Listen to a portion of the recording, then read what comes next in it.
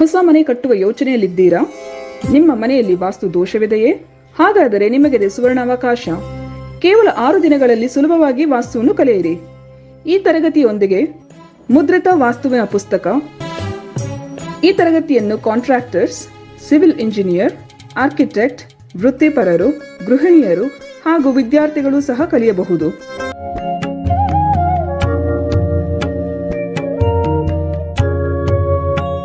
ಬೆಳಗಿನ ಬ್ಯಾಚ್ 11 ರಿಂದ 12:30 ಹಾಗೂ ಸಂಜೆಯ ಬ್ಯಾಚ್ನವರೆಗೆ 7:30 ರಿಂದ 9 ಗಂಟೆವರೆಗೆ ಇರುತ್ತದೆ. ಇಂದೇ ರಿಜಿಸ್ಟ್ರೇಷನ್ ಮಾಡಿಸಿ. ವಾಸ್ತುವಿನ ಸರಳ ಪರಿಹಾರಗಳನ್ನು ಮಾಡಿಕೊಳ್ಳಿ. ಹೆಚ್ಚಿನ ಮಾಹಿತಿಗಾಗಿ 9844416555 ಹಾಗೂ 9513577337 ಸಂಖ್ಯೆಗಳಿಗೆ ಸಂಪರ್ಕಿಸಿ. ಧನ್ಯವಾದಗಳು.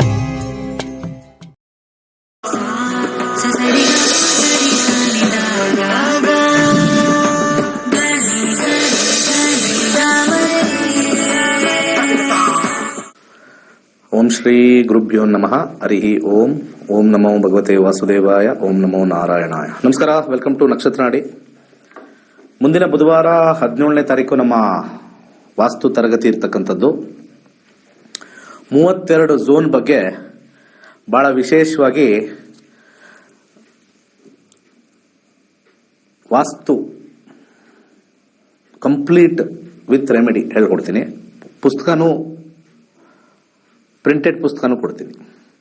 ಇವತ್ತೊಂದು ವಿಶೇಷವಾಗಿರ್ತಕ್ಕಂಥ ಒಂದು ರೆಮಿಡಿ ಕೊಡೋಕ್ಕೆ ಇಷ್ಟಪಡ್ತೀನಿ. ಸಣ್ಣ ಸಣ್ಣದಾಗಿ ನಮಗೆ ಹಣಕಾಸು ಪೋಲಾಗ್ತಾ ಇರುತ್ತೆ. ಎಷ್ಟೇ ನಾವು ಪ್ಲಾನ್ ಮಾಡಿದ್ರೂ ಕೂಡ ಹಣ ನಮಗೆ ಖರ್ಚು ಜಾಸ್ತಿ ಬರ್ತಾ ಇರುತ್ತೆ ಅಂತ ಹೇಳೋರು ತುಂಬಾ ಜನ ಇರ್ತಾರೆ.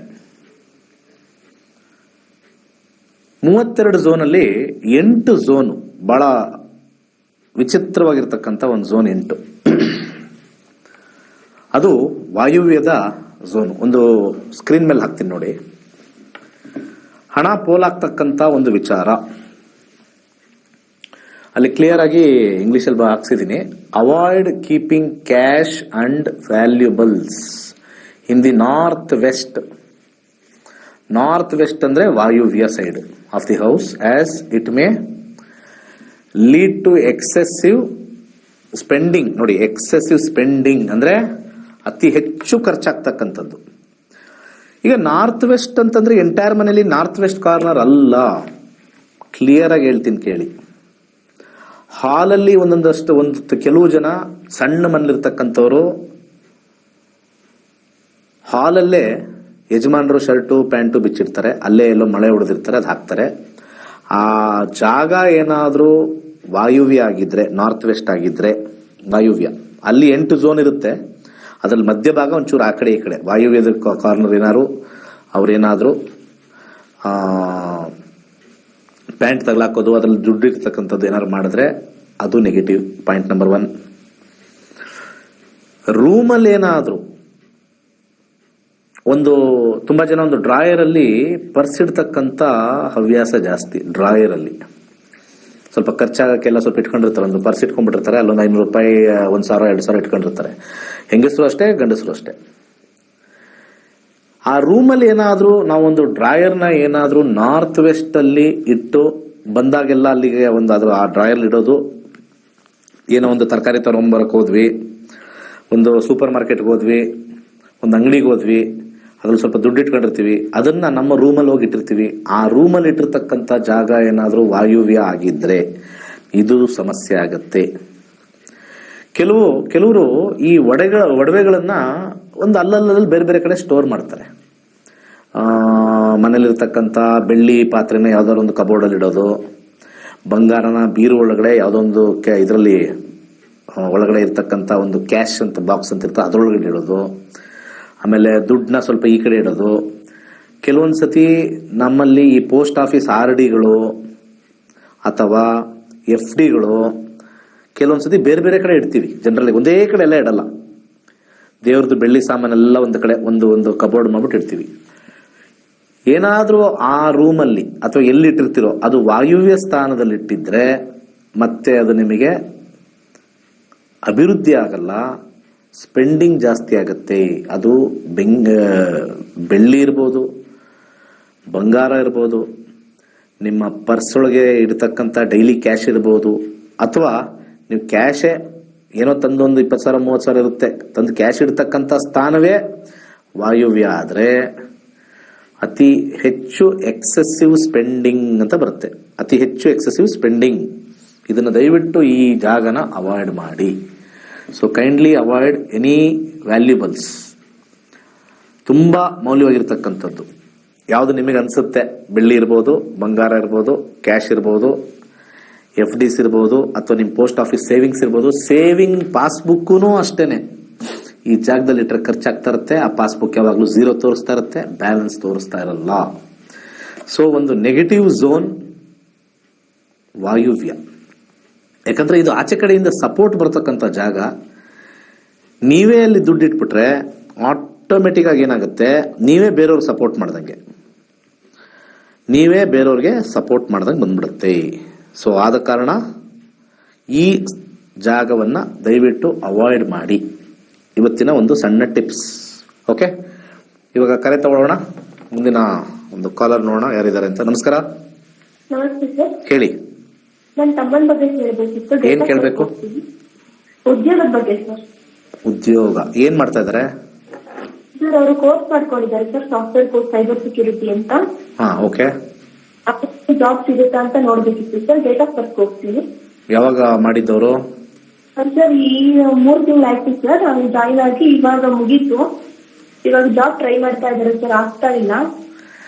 ಹಾರೋಸ್ಕೋಪ್ ಅಲ್ಲಿ ಜಾಬ್ ಸಿಗೋದು ಸ್ವಲ್ಪ ನೋಡಬಹುದು, ಬಟ್ ಅಷ್ಟು ಪ್ರಿಸೈಸ್ ಆಗಿ ನೋಡಕ್ಕಾಗಲ್ಲ. ಪ್ರಶ್ನಾಶಾಸ್ತ್ರದಷ್ಟು ಪ್ರಿಸೈಸ್ ಆಗಿ ನೋಡಕ್ಕಾಗಲ್ಲ. ಸೊ ಯಾವ್ದು ಹಾಕೊಳ್ಳಿ? ಜಾತಕ ಹಾಕೊಳ್ಳ? ಯಾವ್ದು ಹಾಕೊಳ್ಳಿ? 23 ಸರ್, ಪ್ರಶ್ನಾಶಾಸ್ತ್ರ. ಸರಿ, 23. Okay, 23 job. ಇದು ಸ್ವಲ್ಪ ಓವರ್ ಆಲ್ ಜಾಬ್ ಹೇಗಿದೆ ಅಂತ ಸ್ವಲ್ಪ ಓವರ್ ಆಲ್ ಹೇಳುತ್ತೆ. ಕೇಳಿರ್ತಕ್ಕಂಥ ಪ್ರಶ್ನಾಶಾಸ್ತ್ರದಲ್ಲಿ ಹಾಕಿದ್ದೀನಿ. ಸದ್ಯಕ್ಕೆ ಜಾಬ್ಗೆ 10ನೇ ಮನೆ ನೋಡ್ತೀವಿ ನಾವು, ಕಸ್ಪಲ್ 10 ನೋಡ್ತೀವಿ. ಸೊ ರೆಟ್ರೋಗ್ರೇಡ್ ಇರೋದ್ರಿಂದ ಸ್ವಲ್ಪ ನಿಧಾನ ಆಗುತ್ತೆ, ಬಟ್ ಇವತ್ತಲ್ಲ ನಾಳೆ ಸರೋಗುತ್ತೆ. ಶನಿ ಸ್ವಲ್ಪ ರೆಟ್ರೋಗ್ರೇಡ್ ಅಲ್ಲಿ ಇದ್ದಾನೆ. ರೆಟ್ರೋಗ್ರೇಡ್ ಬಿಡ್ತಾನೆ ಒಂದು ಕೆಲವು ತಿಂಗಳಲ್ಲಿ. ಅದಾದ್ಮೇಲೆ 11ನೇ ಮನೆ 10ನೇ ಮನೆ ಅತಿ ಉತ್ತಮವಾಗಿರ್ತಕ್ಕಂಥ ಕಂಪನಿ ಜಾಯಿನ್ ಆಗ್ತಾರೆ. ಶುಕ್ರನ ಪ್ಲಾನೆಟ್ ಅಲ್ಲಿ ತೋರಿಸ್ತಾ ಇದೆ 10ನೇ ಕಸ್ಪು. ಟಾಪ್ ಕಂಪನಿಗೆ ಇವತ್ತಲ್ಲ ನಾಳೆ ಹೋಗ್ತಾರೆ. ಯಾವಾಗ ಆಗಬಹುದು ಅಂತ ನಾವು ನೋಡಿದಾಗ ದಶಾಭುಕ್ತಿ ಅಂತರ್ಭುಕ್ತಿ ನೋಡಬೇಕು. ಶುಕ್ರನಲ್ಲಿ ಇವಾಗ 2026 ರಾಹು ಇದೆ. ರಾಹುನಲ್ಲಿ ಅಂತರ್ಭುಕ್ತಿ 2024 ಮೇಯಿಂದ ಅಕ್ಟೋಬರ್ವರೆಗೂ ಬುಧನ ಕಾಂಬಿನೇಷನ್ ಸಿಕ್ಕುತ್ತಾ ನೋಡೋಣ. ಬುಧ ಜಾಬ್, ಬಿಸ್ನೆಸ್, ಫಿನಾನ್ಸ್ ನೋಡ್ಬೇಕು. ಬುಧ 3 ಮತ್ತೆ 6 ಎಫರ್ಟ್ ಜಾಸ್ತಿ ಆಗಬೇಕು. ಕೇತು 4 ಇದೆ. ಶುಕ್ರ 11 ಬಂದಿದೆ. ಸೊ ಇಲ್ಲಿ ಶುಕ್ರ ಬರ್ತಕ್ಕಂಥ ಸಮಯ ನೆಕ್ಸ್ಟ್ ಇಯರ್ ಜನವರಿಯಿಂದ ಜುಲೈ ತುಂಬಾ ಚೆನ್ನಾಗಿರ್ತಕ್ಕಂಥ ಕೆಲಸ ಸಿಗುತ್ತೆ. ಈಗ ಸದ್ಯಕ್ಕೆ ಎಫರ್ಟ್ ಇಂದ ಸಿಗುತ್ತೆ, ಆದ್ರೆ ಅಷ್ಟು ಸಮಂಜಸವಾಗಿರಲ್ಲ.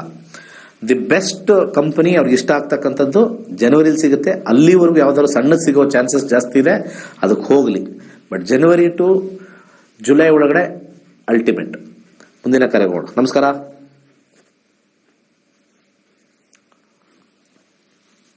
ನಮಸ್ಕಾರ, ಮಾತಾಡಿ. ನಮಸ್ಕಾರ ಸರ್. ಹೇಳಿ. ಮಗನ ಎಜುಕೇಶನ್ ಬಗ್ಗೆ ಹೇಳಿದ್ರೆ, ಡೇಟ್ ಆಫ್ ಬರ್ತ್, ಏನ್ ಮಾಡ್ತಾ ಇದ್ರೆ ಏನು ಅಂತ ಹೇಳಿ ನಂಗೆ ಸ್ವಲ್ಪ. ಈ ಸಲ SSLC ಪಾಸ್ ಆಗಿದೆ, 2ನೇ ಪರೀಕ್ಷೆ ಪಾಸ್ ಆಗಿದ್ದಾನೆ. ಅದಕ್ಕೆ ಅವನು ಮುಂದೆ ಯಾವ್ದು ಎಜುಕೇಶನ್ ಯಾವ ಲೈನ್ ಹೋದ್ರೆ ಸರಿ ಅಂತ ಸರ್? ಕಾಮರ್ಸ್, ಸೈನ್ಸ್ ಅಥವಾ ಡಿಪ್ಲೊಮಾ ಯಾವ್ದಾಗ ಬರುತ್ತೆ ಅಂತ? ಸರಿ, ಹೇಳಿ. 23 12 ಎಷ್ಟು 12 2008. 23 ನವೆಂಬರ್ 2008. December sir. ಮತ್ತೆ 11 ಒಂದಂಗಿತ್ತು. 11 ಅದಕ್ಕೆ ನೀವು ತಿಂಗಳು ಹೇಳಮ್ಮ ನೀನ್ ಸುಮ್ಮನೆ. 23 ಡಿಸೆಂಬರ್ 2008. ಸಮಯ ಹೇಳಿ, ಬೆಳಿಗ್ಗೆನ ಸಾಯಂಕಾಲ? ಬೇಗ ಹೇಳಿ. ಬೆಳಿಗ್ಗೆ 6:40. ಹುಟ್ಟಿದೂರು? ಮಂಡ್ಯ. ಕರೆಕ್ಟಾ ನೀವು ಹೇಳಿರೋ ಡೇಟು? ಕರೆಕ್ಟ್. 23 ಡಿಸೆಂಬರ್ 2008 6:40 ಬೆಳಿಗ್ಗೆ ಹುಟ್ಟಿದ್ದು ಮಂಡ್ಯದಲ್ಲಿ. ಸೊ ಇದ್ರ ಪ್ರಕಾರ ತುಲಾ ರಾಶಿ, ಸ್ವಾತಿ ನಕ್ಷತ್ರ. ಓಕೆ ಸರಿ ಸರ್. ಸೊ ನೀವು ಕೊಟ್ಟಿರ್ತಕ್ಕಂಥ ಸಮಯದ ಮೇಲೆ ನಾನು ನೋಡಬೇಕು ಅಂತಂದ್ರೆ ಯಾವ ಲೈನ್ ಸೂಟ್ ಆಗುತ್ತೆ ಅಂತ ಹೇಳಿ ಟೈಮ್ ಮೇಲೆ ಹೋಗ್ತೀನಿ. ಜಾಬ್ ಅಲ್ಲಿ ಬರ್ತಕ್ಕಂಥ ಪವರ್ ಪೊಸಿಷನ್ ಜಾಬ್ಗೆ ಹೋಗೋಣ. ನಾವು 11 8 ಎರಡನೇ ಮನೆಯಿಂದ 11 9 ದಶಾದಲ್ಲಿ ಗುರು 1 9 1 4 ಇದೆ. 8 ಜೊತೆ 11 ಸೇರಿದೆ. 11 8 ಜೊತೆ 2 ಸೇರಿದೆ. ಕಾಮರ್ಸೇ ಬೆಸ್ಟ್. BCom ಕಾಮರ್ಸೇ ಬೆಸ್ಟ್. ಯಾಕೆಂದ್ರೆ ಇಲ್ಲಿ 2ನೇ ಮನೆ ಬಹಳ ಪ್ರಮುಖವಾಗಿ ಎಲ್ಲಾ ರೀತಿಯಿಂದನೂ ಕಾಣಿಸ್ತಾ ಇದೆ. Second house is more related with finance ಅಂತ ಕರಿತೀವಿ, ಬ್ಯಾಂಕ್ ಬ್ಯಾಲೆನ್ಸ್ ಅಂತ ಕರಿತೀವಿ. ಸೊ ಅಲ್ಲಿ ಬ್ಯಾಂಕಿಂಗ್ ಇಂಡಸ್ಟ್ರಿಗೆ ಹೋಗಕ್ಕೆ ತುಂಬಾ ಹೆಲ್ಪ್ ಆಗುತ್ತೆ. ಸೈನ್ಸ್ ಏನಾದ್ರು ತಗೊಂಡು ಸ್ವಲ್ಪ ಚೆನ್ನಾಗಿ ಜಾಸ್ತಿ ಏನಾದ್ರು ಓದಿ ಮಾಡ್ತೀನಿ ಅಂತಂದ್ರೆ ಡೆಂಟಲ್ ಸ್ವಲ್ಪ ಹೆಲ್ಪ್ ಆಗ್ತಕ್ಕಂಥದ್ದು BDS ಅಂತ ನಾವು ಏನ್ ಕರಿತೀವಿ ಅದು ಸೆಕೆಂಡ್ರಿಲಿ ಕಂಡು ಬರ್ತಾ ಇದೆ. ಒಳ್ಳೇದಾಗ್ಲಿ. ಮುಂದಿನ ಕರೆಗೆ ಹೋಗೋಣ. ನಮಸ್ಕಾರ. ನಮಸ್ಕಾರ ಸರ್. ಹೇಳಿ. ನನ್ನ ಮಗನ ಬಗ್ಗೆ ಕೇಳ್ಬೇಕಾಯ್ತು. ಏನ್ ಕೇಳ್ಬೇಕು? ಓದೋದ್ರ ಬಗ್ಗೆ, ಎಜುಕೇಶನ್ ಬಗ್ಗೆ. ಅದೇ ಏನ್ ಓದ್ತಾ ಇದಾರೆ? ಅವನು 9th ಸ್ಟ್ಯಾಂಡರ್ಡ್ ಸರ್. ಅವ್ನಿಗೂ ಓದೋಕೆ ಇಂಟ್ರೆಸ್ಟ್ ತೋರಿಸ್ತಾ ಇಲ್ಲ. ಅದಕ್ಕೆ ಅವನ ಬಗ್ಗೆ ಹೆಂಗ್ ಕೇಳ್ಬೇಕು? ಯಾಕೆ ಜ್ಯೋತಿಷ್ಯ ಕಲ್ತಿದ್ದೀರಾ ನಮ್ಮಲ್ಲಿ? ಇಲ್ಲ ಸರ್, ಅದೇ ನನ್ನ ಮಗ ಕಲ್ಸ್ಬೇಕು ಅಂತ ಆಸೆ. ಅವ್ರಿಗೆ ಇನ್ನೂ 17 ವರ್ಷ ಇರೋದ್ರಿಂದ ಒಂದ್ ಸ್ವಲ್ಪ 1-2 ವರ್ಷ ಬಿಟ್ಟು ಕಲ್ಸದ ಅಂತ. ನೀವೇ ಕಲ್ತ್ಕೋಬೋದಮ್ಮ. ಡೇಟ್ ಆಫ್ ಬರ್ತ್ ಹೇಳಿ, ಕಲೀರ್ ನೀವೇನೆ. ಏನ್ ಈಸಿ ಇದೆ, ಅದೇಂತ ಕಷ್ಟ ಇಲ್ಲ. 9 ಸೆಪ್ಟೆಂಬರ್ 2009 ಇಸ್ವಿ. ಏನು 9 2009 ಎಲ್ಲ 9ರಲ್ಲೇ ಇದೆ. 12:25. ಮಧ್ಯಾಹ್ನನಾ? ಮಧ್ಯಾಹ್ನ 12:25. ಹುಟ್ಟಿದ ಊರು ಯಾವ್ದಮ್ಮ? ಮೈಸೂರು ಸರ್. ಮೈಸೂರು. ನೋಡೋಣ ಯಾವ ದಶ ನಡೀತಾ ಇದೆ, ಹೆಂಗಿದೆ ಅಂತ. ಈಗ 9ನೇ ಕ್ಲಾಸು. ಸದ್ಯಕ್ಕೆ ಚಂದ್ರ ಮೇಷ ರಾಶಿಲಿದ್ದಾನೆ. ಭರಣಿ ನಕ್ಷತ್ರದಲ್ಲಿ ದಶಾಕ್ ಹೋಗ್ಬೇಕು. ಸದ್ಯಕ್ಕೆ ಸೂರ್ಯ ದಶ ನಡೀತಾ ಇದೆ. 23ಕ್ಕೆ ಮುಗಿದು ಸೂರ್ಯ ದಶ. ಸೂರ್ಯ 9ನೇ ಮನೆ ತೋರಿಸ್ತಾ ಇದೆ. ಸ್ವಲ್ಪ 9 ಅಂತಂದಾಗ ಚೆನ್ನಾಗಿ ಓದ್ತಾರೆ, ಆದ್ರೆ ಸೋಂಬೇರಿತನ ಬೀಳ್ತಾರೆ ಸೆಕೆಂಡ್ PUC ವರೆಗೂ. ಸೆಕೆಂಡ್ PUC ದಾಟದ ಮೇಲೆ ನಿಮಗೆ ಆಶ್ಚರ್ಯ ಆಗುತ್ತೆ. ಡಬಲ್ ಡಿಗ್ರಿ ಮಾಡ್ತಾರೆ, ಹೈ ಲೆವೆಲ್ಗೆ ಹೋಗ್ತಾರೆ. ಜನರಲ್ ಆಗಿ 9ನೇ ಮನೆ ಸೆಕೆಂಡ್ PUC ವರೆಗೂ ಒಂಚೂರು ಹಿನ್ನಡೆ ನಡೆಯುತ್ತೆ, ಆದ್ರೆ ಡೆಫಿನೆಟ್ಲಿ ಸಕ್ಸಸ್ ಆಗುತ್ತೆ. ಸಿಕ್ಕಾಪಟ್ಟೆ ಚೆನ್ನಾಗಿ ಓದ್ತಾರೆ. ನೀವೇನು ಟೆನ್ಷನ್ ಮಾಡ್ಕೊಳ್ಳೋ ಅವಶ್ಯಕತೆನೇ ಇಲ್ಲ. ಅರ್ಥ ಆಯ್ತಾ? ಕಾಲಕ್ಕೆ ಕರೆಕ್ಟ್ ಆಗಿ ಅವ್ರು ಸಿಕ್ಬಿಡುತ್ತೆ. ಯಾಕಂದ್ರೆ ಮುಂದಿನ ದಶಾ ನಾವು ನೋಡ್ತೀವಿ. ಮುಂದಿನ ದಶಾ ಉತ್ತಮವಾಗಿದ್ದರೆ ಇದ್ರ ಬಗ್ಗೆ ಚಿಂತೆ ಮಾಡೋ ಅವಶ್ಯಕತೆನೇ ಇಲ್ಲ. ಸೊ ಇಲ್ಲಿ ಕೊಟ್ಟಿರ್ತಕ್ಕಂಥ ಮಂಗಳ, ರಾಹು ಎಲ್ಲವೂ ಉತ್ತಮ ಸ್ಥಾನದಲ್ಲಿದೆ. ಓದೋದು ಸ್ವಲ್ಪ ಡಲ್ ಆದ್ರೂ ಕೂಡ ಮುಂದೆ ಡಿಗ್ರಿ ಚೆನ್ನಾಗಿ ಮಾಡ್ತಾರೆ, ಹೈಯರ್ ಡಿಗ್ರಿ ಚೆನ್ನಾಗಿ ಮಾಡ್ತಾರೆ, ದುಡ್ಡು ಚೆನ್ನಾಗಿ ಮಾಡ್ತಾನೆ. ನೆಮ್ಮದಿಯಾಗಿದ್ರೆ ಒಳ್ಳೇದು. ನೆಮ್ಮದಿ ಕೆಡಿಸ್ಕೋಬೇಕು ಅಂತಂದ್ರೆ ಕಾಂಪೌಂಡರ್ ಹತ್ರ ಒಂದು 4 ಕಾಂಪೌಂಡರ್ ಹತ್ರ ಹೋಗಿ ಬನ್ನಿ. ಸಖತ್ತಾಗಿ ತಲೆ ಕೆಡಿಸ್ತಾರೆ. ಯಾಕೆಂದ್ರೆ ಇಲ್ಲಿ 4ನೇ ಮನೇಲಿ ಅವನಿದ್ದಾನೆ, 9ನೇ ಮನೇಲಿ ಅವನಿದ್ದಾನೆ, 12ರಲ್ಲಿ ಇವನಿದ್ದಾನೆ, 8ರಲ್ಲಿ ಮಂಗಳ ಇದ್ದಾನೆ. ಇಂಥ ಸುಳ್ಳು ಭರವಸೆಗಳು ಹೇಳಿ ನಿಮಗೆ 9ನೇ ಮೇಲೆ ಕೇತು ಇದ್ದಾನೆ. ಏನೇನೋ ವಿಚಿತ್ರ. ಜ್ಯೋತಿಷ್ಯನೇ ಕಲಿದೇ ಇರೋರ ಹತ್ರ ತುಂಬಾ ಜನ ಹೋಗ್ತಾರೆ, ಟೋಪಿ ಹಾಕ್ಸ್ಕೊಂಡ್ ಬರ್ತಾರೆ. ಹೇಳೋದ್ ಕೇಳಿ. ಕಾಂಪೌಂಡರ್ ಹತ್ರ ಹೋಗೋದ್ ನಿಲ್ಸಿ ಅವ್ರಿಗೆ ಇನ್ಮೇಲೆ ಕಾಂಪೌಂಡರ್ ಅಂತಾನೆ ಹೆಸರಿಡಿ. ಯಾಕಂದ್ರೆ ಅವ್ರಿಗೆ ನಾಮಕರಣ ಅದರಲ್ಲೇ ಮಾಡ್ಬೇಕು. ನಾನು ನೋಡಿದೀನಿ. ಕಾಂಪೌಂಡರ್ ಅಂತಾನೆ ನಾಮಕರಣ ಮಾಡಿ. ಯಾವ್ದೋ 4ನೇ ಮೇಲೆ ಕುತ್ಕೊಂಡಿದ ತಕ್ಷಣ ಇದು ಮಾಡುತ್ತೆ ನೋಡಿ. ಒಂದೇ ಒಂದು ವಿಚಾರ ಹೇಳಕ್ ಇಷ್ಟಪಡ್ತೀನಿ. 4ನೇ ಮನೆಯಲ್ಲಿ ಯಾವ್ದೋ ಒಂದು ಗ್ರಹ ಕೆಟ್ಟದಿದೆ ಅಂತ ಹೇಳ್ತಾರೆ. ಯಾಕಂದ್ರೆ 4ನೇ ಮನೆ ಎಲ್ಲರಿಗೂ ಗೊತ್ತಿರ್ತಕ್ಕಂಥದ್ದು, ಅವ್ರಿಗೂ ಗೊತ್ತು, ನಮಗೂ ಗೊತ್ತು ಇದು. ಸೊ ಇವ್ರಿಗೆ ಏನ್ ಬ್ರ್ಯಾಂಡ್ ಮಾಡ್ತಾರೆ ಗೊತ್ತಾ ಇವರೆಲ್ಲ ಕಾಂಪೌಂಡರ್ಸ್? 4ನೇ ಮನೇಲಿ ಶನಿ ಕುತ್ಕೊಂಡ್ರೆ ಓದಲ್ಲ. ನಂದು 4ನೇ ಮನೆಯಲ್ಲಿ ಮಂಗಳ ಇದೆ, ಶನಿ ಇದೆ. MBA ಮಾಡಿದ್ದೀನಿ, ಜ್ಯೋತಿಷ್ಯ ಕಲ್ತಿದ್ದೀನಿ. ದಶಾ ಇಂಪಾರ್ಟೆಂಟ್ ಆಯ್ತು, 4ನೇ ಮನೇಲಿ ಕೂತಿರೋದು ಇಂಪಾರ್ಟೆಂಟ್ ಆಗ್ಲಿಲ್ಲ. ನಮ್ ತಾಯಿಗೆ ಜಾತಕ ತಗೊಂಡೋಗಿ ತೋರಿಸಿದಾಗ ಇವ್ನು ಚೆನ್ನಾಗಿ ಓದಲ್ಲಮ್ಮ, 4ನೇ ಮೇಲೆ ಕುಜ ಇದೆ, ಇವ್ನ ಕೋಪ ಜಾಸ್ತಿ, ಓದೋದು ಅರ್ಧಕ್ಕೆ ಬಿಟ್ಬಿಡ್ತಾನೆ ಇವನು, ಕುಜ ಇವ್ರಿಗೆ ಸ್ವಲ್ಪ ಒಳ್ಳೇದ್ರಲ್ಲಿ ಇಲ್ಲ, ಗುರು ಕುತ್ಕೋಬೇಕು, ಶುಕ್ರ ಕುತ್ಕೋಬೇಕು ಅಂತ ಹೇಳಿ ಅವಾಗಿಂದಾನು ಈ ಕಾಂಪೌಂಡರ್ದು ನಾನು ಕೇಳ್ಕೊಂಡ್ ಬಂದಿದ್ದೀನಿ. ನನಗೇ ಹೇಳಿರೋದು.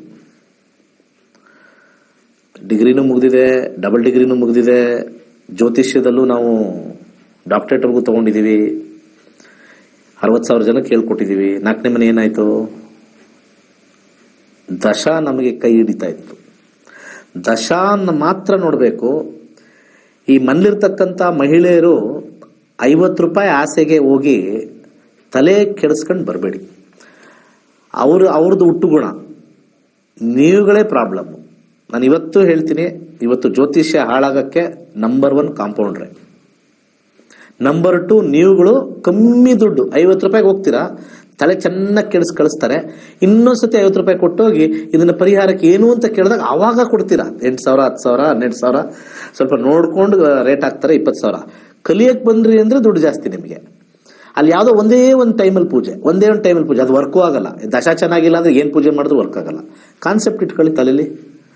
ಯಾವ ಒಂದು ಶಾಸ್ತ್ರದಲ್ಲಿ ಬರ್ದಿದೆ, ವೇದದಲ್ಲಿ ಎಲ್ಲಿ ಬರ್ದಿದೆ, ಭಗವದ್ಗೀತೆಯಲ್ಲಿ ಎಲ್ಲಿ ಬರ್ದಿದೆ ಹೇಳಿ ನೋಡೋಣ. ಭಗವದ್ಗೀತೆಯಲ್ಲಿ ಏನೋ ಬರ್ದಿದ್ಯಾ?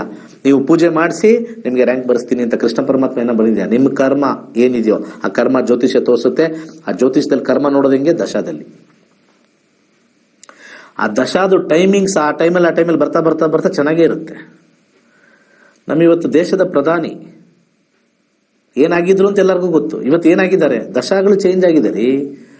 ತಾಯಂದ್ರು, ಮನೇಲಿರ್ತಕ್ಕಂಥ ತಾಯಂದ್ರು ಯಾರು ಕೇಳ್ತಾ ಇದ್ದಾರೆ ಇಲ್ಲಿ ನನಗೆ ಕಾಲ್ ಮಾಡೋಕ್ಕಿಂತ ಮುಂಚೆ 10 ಸತಿ ಯೋಚನೆ ಮಾಡಿ, ಕಲ್ತ್ಕೊಳ್ಳಿ. ಕಾಂಪೌಂಡ್ ಹತ್ರ ಕಳೆದ 9 ವರ್ಷದಿಂದ ಅಟ್ಲೀಸ್ಟ್ ಒಂದು 30% ಪಾಪ್ಯುಲೇಷನ್ಗೆ ನಿಜವಾದ ಕಾಂಪೌಂಡರ್ ದರ್ಶನ ಮಾಡಿಬಿಟ್ಟಿದ್ದೀನಿ. ಪಕ್ಕಾ ಕಾಂಪೌಂಡರ್ ಏನು? ಅವ್ರು ಹೇಳದೆ ಶನಿ ಗ್ರಹ ಸರಿ ಇಲ್ಲ, ಸಾಡೆ ಸಾತಿ ಇದೆ, ಮಂಗಳ ಸರಿ ಇಲ್ಲ, ರಾಹು ಸರಿ ಇಲ್ಲ, ಕೇತು ಸರಿ ಇಲ್ಲ. ಇವತ್ತು ಯಾರ್ಯಾರು ಹೊರದೇಶಕ್ಕೆ ಹೋಗಿದ್ದಾರೆ ಅವ್ರದೆಲ್ಲ ರಾಹು ದಶನೇ 80%. ಬೇಕಾದ್ರೆ ನೋಡ್ಕೊಳ್ಳಿ.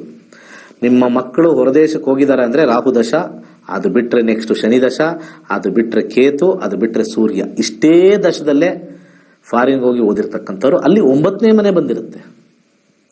ಇದೇ ಕಾಂಪೌಂಡ್ರ್ ಇನ್ನು ಓದಲ್ಲ, ಮಾಡಲ್ಲ, ಸರಿ ಇಲ್ಲ ಅಂತ ಹೇಳಿ ನಮ್ಮ ಪ್ರೋಗ್ರಾಮ್ಗೂ ನಿಮ್ಮ ಮಕ್ಕಳು ಬರದೇ ಇರೋ ತರ ಆಗಿರ್ತಕ್ಕಂಥದ್ದೇ ಕಾಂಪೌಂಡ್ರು. ಈ ಕಾಂಪೌಂಡ್ರಿಗೆ ಒಂದು ಸ್ವಲ್ಪ ತಲೆ ಓಡ್ತಾ ಇಲ್ಲ. ನಮ್ಮ ಯುವ ಪೀಳಿಗೆ ಜ್ಯೋತಿಷ್ಯನ ನಂಬುತ್ತಾ ಇಲ್ಲ ಅನ್ನೋ ಒಂದು ಸಣ್ಣದಾಗಿರ್ತಕ್ಕಂಥ ಮನಸ್ಸಲ್ಲಿರ್ತಕ್ಕಂಥ ಒಂದು ಸಣ್ಣ ಒಂದು ವಿಚಾರ, ನಾನು ಹೇಳ್ತಾ ಇದ್ದೀನಲ್ಲ, ಸಣ್ಣ ವಿಚಾರ ಕಾಂಪೌಂಡ್ರಿಗೆ ಬರ್ತಾ ಇಲ್ಲ. ನನಗೆ ಒಬ್ಬರಿಗೆ ಅವ್ರಿಗೆ ಗ್ಯಾರಂಟಿ ಇಲ್ಲ ರೀ ಏನ್ ಪೂಜೆ ಮಾಡಿದ್ರೆ ವರ್ಕ್ ಆಗುತ್ತೆ ಅಂತ. ಗೊತ್ತಿಲ್ಲದೆ ಇರೋರಿಗೆ ಏನೋ ಇವ್ರಿಗೆಲ್ಲ ಗೊತ್ತಿರೋ ಹಾಗೆ ಅವ್ರಿಗೆ ತಿಳಿಸೋದೇ ಇವ್ರು ಜ್ಯೋತಿಷ ಅನ್ಕೊಂಡ್ಬಿಟ್ಟಿದ್ದಾರೆ. ನಿಮ್ಗೆ ಗೊತ್ತಾ, ನಮ್ಗೆ ಗೊತ್ತಾ, ನಾವು ಪಾರಂಗತ್ರಿ ಅಂತ. ದುರಹಂಕಾರದವ್ರು ಬಹಳ ಜನ ಇದ್ದಾರೆ ಜ್ಯೋತಿಷದಲ್ಲಿ. ಹೈಯೆಸ್ಟ್ ದುರಹಂಕಾರ ಇರೋರು ಇದ್ದಾರೆ, ಕುತ್ಕೊಳ್ತಾರೆ, ಏನಂದ್ರೆ ಬಾಯಲ್ಲಿ ಮಾತಾಡ್ತಾರೆ. ಯಾಕಂದ್ರೆ ಅವ್ರಿಗೆ ಜನದ ಪಲ್ಸ್ ಗೊತ್ತಾಗ್ಬಿಟ್ಟಿದೆ.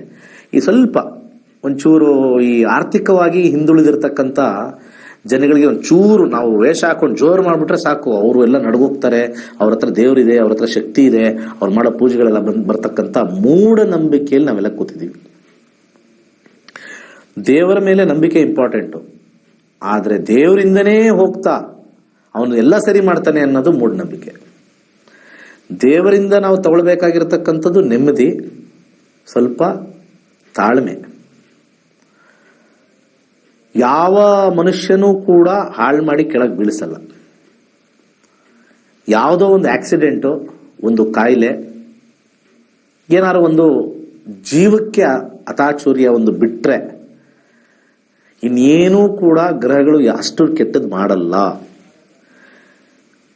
ಈ ವಿವಾಹದಲ್ಲಿ ಎದುರಿಸುವಷ್ಟು ಕಾಂಪೌಂಡರ್ಗಳು ಇನ್ಯಾವುದ್ರಲ್ಲೂ ಏನೋ ಬಾಂಬೆ ಹಾಕ್ತಾರೆ ನಿಮಗೆ ಅನ್ನುವಷ್ಟು ಎದುರಿಸ್ಬಿಡ್ತಾರೆ.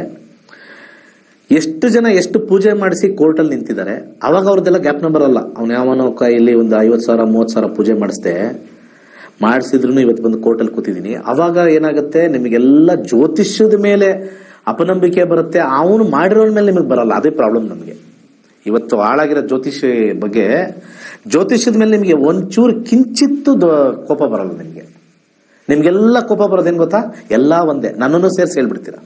ಅವನ ಹತ್ರ ಹೋದೆ 30,000-40,000 ಖರ್ಚು ಮಾಡಿದೆ, ವರ್ಕ್ ಆಗಿಲ್ಲ. ಇನ್ನೊಬ್ರ ಹತ್ರ ಹೋದೆ, ಅವರು ಖರ್ಚು ಮಾಡಿದೆ, ಇಂಥವ್ರ ಹತ್ರ ತಿರುಗಿದ್ದಿಲ್ಲ ಅಂತ ಒಂದಷ್ಟು ಜನ. ಅಲ್ಲಿ ಹೋಗ್ತೀರಾ, ಏನೂ ವರ್ಕ್ ಆಗಲ್ಲ. ಕೊನೆಗೆ ಜ್ಯೋತಿಷ್ಯ ಹೇಳೋರೆಲ್ಲ ಸುಳ್ಳು ಅನ್ನೋ ಒಂದು ಕನ್ಕ್ಲೂಷನ್ ಬರ್ತೀರಾ. ನನ್ನನ್ನು ಸೇರಿಸ್ತೀರಾ, ಅಲ್ಲಿ ಕಾಂಪೌಂಡರ್ ಜೊತೆ ಒಳ್ಳೆ ಡಾಕ್ಟರ್ನು ಸೇರಿಸ್ತೀರಾ. ಅದಕ್ಕೆ ಮೂಲ ಕಾರಣ ಪಬ್ಲಿಕ್ಗೆ, ನೀವುಗಳೇ. ಎಷ್ಟು ಜನಕ್ಕೆ ನೀವು ಹೇಳಿದ್ರಿ ಇವತ್ತು ಟಿವಿ ನೋಡ್ತಾ ಇರೋರು? ಇಂಥ ಕಾರ್ಯಕ್ರಮ ಬರುತ್ತೆ ನಕ್ಷತ್ರ ನಾಡಿ, ಎಕ್ಸಲೆಂಟ್ ಆಗಿರುತ್ತೆ, ಎಷ್ಟು ಜನಕ್ಕೆ ಹೇಳ್ತೀರಾ? ಯಾಕೆ ಹೇಳಕ್ಕಾಗಲ್ಲ ಅಂದ್ರೆ ಅವ್ರು ನಿಮ್ಗೆ ವಾಪಸ್ ನಿಮಗೆ ಬೈತಾರೆ, ನಿನಗೇನು ತಲೆಗೆಲೆ ಕೆಟ್ಟಿದ್ಯಾ, ಜ್ಯೋತಿಷ ನಂಬ್ಕೊಂಡು ಹೋಗಿದ್ಯಾ, ಅದೆಲ್ಲ ಬರೀ ಡೋಂಗಿಗಳು, ಬರೀ ದುಡ್ಡು ಮಾಡೋರು. ಹಿಂಗೆ ಹೇಳಿದ ತಕ್ಷಣ ಸುಮ್ಮನೆ ಆಗ್ಬಿಡ್ತೀವಿ. ನಮ್ಗೆ ಯಾಕೆ? ಒಳ್ಳೆಯವ್ರು ಹೇಳಕ್ ಹೋದಾಗ್ಲೂ ನಿಮಗೆ ತಿರುಗೇಟ್ ಹೊಡೆಯೋದೇ ನಿಮ್ಮ ಫ್ರೆಂಡ್ಸ್ಗಳು. ಬೇಕಾದ್ರೆ ಟೆಸ್ಟ್ ಮಾಡಿ, ನಿಮ್ಮ ಅಕ್ಕ ಪಕ್ಕ ಫ್ರೆಂಡ್ಸ್ಗೆಲ್ಲ ಒಂದಷ್ಟು ಫೋನ್ ಮಾಡಿ. ನಾನು ನೋಡ್ತಾ ಇದ್ರಲ್ಲ ಎಲ್ಲ ಇವತ್ತೇ ಟೆಸ್ಟ್ ಮಾಡಿ. ನಾಳೆ ಇನ್ನೂ ಟೈಮ್ ಇದೆ, ನಾಳೆ ಬರೋರ್ಗು ಟೆಸ್ಟ್ ಮಾಡಿ. 1000% ಟೆಸ್ಟ್ ಮಾಡಿ. ಒಂದು 10 ಜನ ನಿಮ್ಮ ಫ್ರೆಂಡ್ಸ್ಗೆ ಹೇಳಿ, ಮಾಡೋ ಕೆಲಸ ಇಲ್ಲ ಬಾ, ಎಲ್ಲ ಬರೀ ದುಡ್ಡು ಕೂತಿರ್ತಾರೆ, ದುಡ್ಡು ಮಾಡಕ್ಕೆ ಅದು ಇದು ಅಂತ. ಹೌದು, ದುಡ್ಡು ಕರೆಕ್ಟಾಗಿ ಹೇಳೋರು ಇದಾರಾ, ಅದನ್ನ ಕೇಳ್ಕೊಡಿ. ಬರೀ ಡೋಂಗಿಗಳಂತ ಹೇಳ್ತಾರೆ, ಬರೀ ಇಂಥ ವಿಚಾರನೆ ಹೇಳೋದು. ಇದೆಲ್ಲ ಹಾಳಾಗಿರೋದು ಇಬ್ಬರಿಂದ. ಒಂದು ಕಾಂಪೌಂಡ್ರಿಂದ, ಆ ಕಾಂಪೌಂಡ್ರು ಕಮ್ಮಿ ದುಡ್ಡು ತಗೊಳ್ತಾನೆ ಅಂತ ಹೇಳಿ ಅಲ್ಲಿ ಹೋಗೋದ್ರಿಂದ. ಜಾಸ್ತಿ ದುಡ್ಡು ತಗೊಂಡ್ರೆ ಗ್ರೇಟ್ ಅಂತ ಇನ್ನೊಂದು ವರ್ಗ ಇದೆ, ಅವರು ಸೀನಿಯರ್ ಕಾಂಪೌಂಡ್ರವರು. ಕಾಂಪೌಂಡ್ರಲ್ಲಿ ಸೀನಿಯರ್ ಕಾಂಪೌಂಡ್ರ್ ಇದ್ದಾರೆ. ಆಟ ಹೋಗೋ ಭಯಂಕರ ಸೀನಿಯರ್ ಟಾಮು. ಏನೋ ಒಂದು ಪೂಜೆ ಮಾಡಿ ರೀ, ಅವರೇ ಪೂಜೆ ಮಾಡಿಸಿ ಒಂದು ಒಳ್ಳೆ ಟಿವಿ ಪ್ರೋಗ್ರಾಮ್ ಅಲ್ಲಿ ಕುತ್ಕೊಂಡು ಗ್ರೇಟ್ ಯಾರು ಆಗಿಲ್ಲ ರೀ. ಅವರೇ ಪೂಜೆ ಮಾಡಿಸಿ ಗ್ರೇಟ್ ಆಗಿಲ್ಲ. ಅರ್ಥ ಆಯ್ತಾ? ಅಲ್ಲಿ ಕೂತಿದ್ದಾರೆ, ನಿಮ್ಗೆ ಹೇಳ್ತಾ ಇದಾರೆ, ವಾಹಿನಿಲಿ ಹೇಳ್ತಾ ಇದಾರೆ ಅಂತಂದ್ರೆ ಫ್ರೀಯಾಗಿ ಯಾರು ಹೇಳಲ್ಲ. ನಿಮ್ಗೆ ಫ್ರೀಯಾಗಿ ಕನ್ಸಲ್ಟೇಷನ್ ಕೊಡಲ್ಲ. ಯೋಚನೆ ಮಾಡಿ, ಫ್ರೀಯಾಗಿ ಕನ್ಸಲ್ಟೇಷನ್ ಕೊಡಲ್ಲ. ಅಷ್ಟು ತಿಳ್ಕೊಂಡ್ಬಿಟ್ರೆ ನಿಮ್ಗೆಲ್ಲರಿಗೂ ಅರ್ಥ ಆಗ್ಬಿಡುತ್ತೆ. ಅದಕ್ಕೆ ಇವತ್ತಿನ ದಿವಸ ನಿಜವಾದ ಜ್ಯೋತಿಷಿ ಯಾರು ಸೈಂಟಿಫಿಕ್ ಆಗಿ ಕಲ್ತಿರ್ತಾನೆ, ಯಾರು ಶಾಸ್ತ್ರಬದ್ಧವಾಗಿ ಕಲ್ತಿರ್ತಾನೆ, ಸುಳ್ಳು ಪಳ್ಳು ಹೇಳಲ್ಲ, ಒಳ್ಳೆ ಟೈಮ್ ಕೆಟ್ಟ ಟೈಮ್ ಇವೆರಡನ್ನ ಹೇಳ್ತಾನೆ, ಅವನಿಗೆ ಬೆಲೆ ಇಲ್ಲ. ಕಾಂಪೌಂಡರ್ ಅಂಡ್ ದಿ ಪಬ್ಲಿಕ್ 50 ರೂಪಾಯಿ ಕೊಟ್ಟು ಕೇಳ್ಕೊಂಬಿಡೋದು. ಮಕ್ಳಿಗೆ ಬಂದು ಹೇಳಿದ ತಕ್ಷಣ ಬೈತಾರೆ. ನಿಮಗೆ ಚೇಂಜ್ ಆಗಿ, ದಯವಿಟ್ಟು ಪಬ್ಲಿಕ್ ಚೇಂಜ್ ಆಗಿ. ನಮ್ಮ ಹಿಂದೂ ಧರ್ಮ ಉಳಿಸ್ಬೇಕು ಅಂದ್ರೆ ವೈಜ್ಞಾನಿಕ ನಿಲುಗಟ್ಟಲ್ಲಿ ಜ್ಯೋತಿಷ್ಯ ನಿಂತಿದೆ. ಗುಡ್ ಟೈಮ್ ಬ್ಯಾಡ್ ಟೈಮ್ ಮೇಲೆ ನಮ್ಮ ಜೀವನ ನಡೆಯುತ್ತೆ. ದಶಾ ಗುಡ್ ಟೈಮಾ ಬ್ಯಾಡ್ ಟೈಮಾ ನೋಡ್ಕೊಳ್ತೀವಿ. ಆ ದಶಾ ಮುಗಿಯೋವರೆಗೂ ಸ್ವಲ್ಪ ಕಷ್ಟ ಇರುತ್ತೆ. ಮುಂದಿನ ದಶ ಚೆನ್ನಾಗಿತ್ತು ಅಂದ್ರೆ ಚೆನ್ನಾಗಿರುತ್ತೆ, ಇನ್ನೂ ಅಧ್ವಾನ ಅಂದ್ರೆ ಇನ್ನೂ ಅಧ್ವಾನ. ಅಷ್ಟೇ. ಇಷ್ಟು ತಿಳ್ಕೊಳ್ಳಿ. ಅದಕ್ಕೆ ಬಂದು ಕಲಿಸ್ಕೊಡ್ತಾ ಇದ್ದೀನಿ. ಕಲ್ತ್ಕೊಳ್ಳಿ. ಹೆಚ್ಚು ಖರ್ಚು ಮಾಡಕ್ ಹೋಗಲ್ಲ. ಅವಾಗ 1 ಟೈಮ್ 1 ಇನ್ವೆಸ್ಟ್ಮೆಂಟ್ ಮಾಡಿ ನಿಮ್ಮ ಮನೆಯವ್ರದ್ದೆಲ್ಲಾನು ನೀವೇ ನೋಡ್ತೀರಾ. ಫಸ್ಟ್ ಕ್ಲಾಸ್ ಆಗಿರುತ್ತೆ. ಸದ್ಯಕ್ಕೆ ವಾಸ್ತು ಕ್ಲಾಸಸ್ ಇದೆ, ಇಂಟ್ರೆಸ್ಟ್ ಇದೆ, ಜಾಯ್ನ್ ಆಗಿ. ಒಳ್ಳೆದಾಗ್ಲಿ. ಸರ್ವೇ ಜನ ಸುಖಿನೋ ಭವಂತು. ಹೊಸ ಮನೆ ಕಟ್ಟುವ ಯೋಚನೆಯಲ್ಲಿದ್ದೀರಾ? ನಿಮ್ಮ ಮನೆಯಲ್ಲಿ ವಾಸ್ತು ದೋಷವಿದೆಯೇ? ಹಾಗಾದರೆ ನಿಮಗಿದೆ ಸುವರ್ಣಾವಕಾಶ. ಕೇವಲ 6 ದಿನಗಳಲ್ಲಿ ಸುಲಭವಾಗಿ ವಾಸ್ತುವನ್ನು ಕಲಿಯಿರಿ. ಈ ತರಗತಿಯೊಂದಿಗೆ ಮುದ್ರಿತ ವಾಸ್ತುವಿನ ಪುಸ್ತಕ. ಈ ತರಗತಿಯನ್ನು ಕಾಂಟ್ರಾಕ್ಟರ್ಸ್, ಸಿವಿಲ್ ಇಂಜಿನಿಯರ್, ಆರ್ಕಿಟೆಕ್ಟ್, ವೃತ್ತಿಪರರು, ಗೃಹಿಣಿಯರು ಹಾಗೂ ವಿದ್ಯಾರ್ಥಿಗಳು ಸಹ ಕಲಿಯಬಹುದು.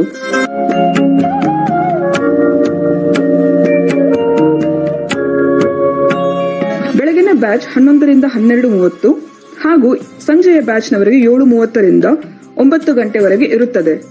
ಇಂದೇ ರಿಜಿಸ್ಟ್ರೇಷನ್ ಮಾಡಿಸಿ. ವಾಸ್ತುವಿನ ಸರಳ ಪರಿಹಾರಗಳನ್ನು ಮಾಡಿಕೊಳ್ಳಿ. ಹೆಚ್ಚಿನ ಮಾಹಿತಿಗಾಗಿ 9844416555 ಹಾಗೂ 9513577337 ಸಂಖ್ಯೆಗಳಿಗೆ ಸಂಪರ್ಕಿಸಿ. ಧನ್ಯವಾದಗಳು.